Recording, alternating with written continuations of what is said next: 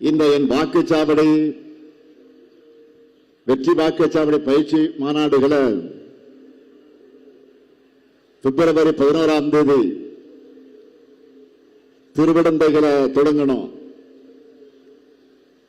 அதற்கடுத்து திருப்பத்தூர்,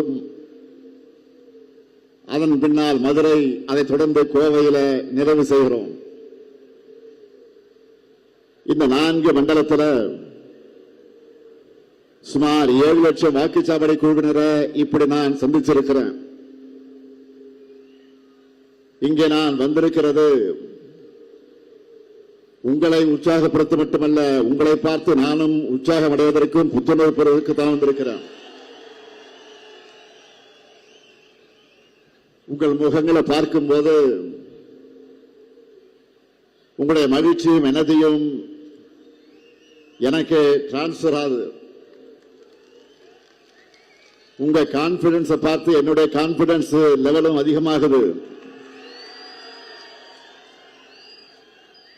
மேற்கு மண்டலத்தை பொறுத்த வரைக்கும் 14 மாவட்ட கழகங்கள்,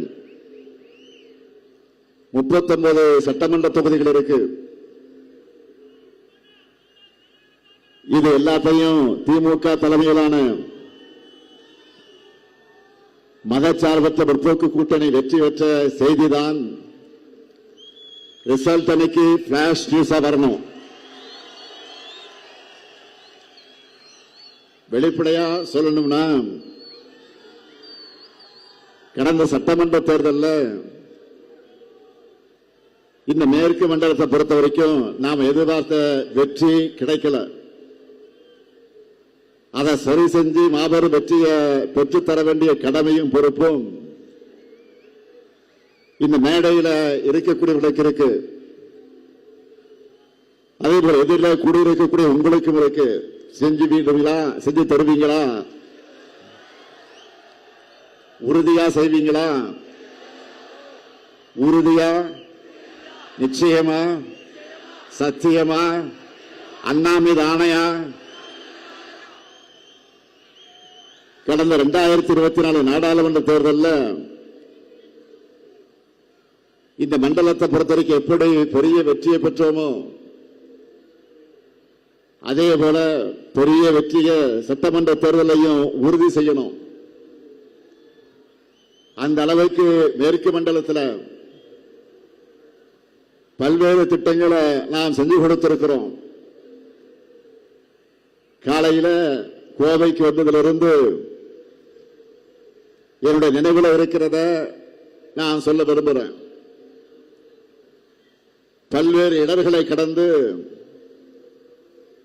அத்திக்கடவு அவிநாசி திட்டத்தை நிறைவேற்றியிருக்கிறோம். கோவையில் ஐடி பார்க், செம்மொழி பூங்கா, ஜிடி நாயுடு மேம்பாலம், அவிநாசி சாலை மேம்பாலம், விசைத்தறிக்கு 100 யூனிட் இலவச மின்சாரம்,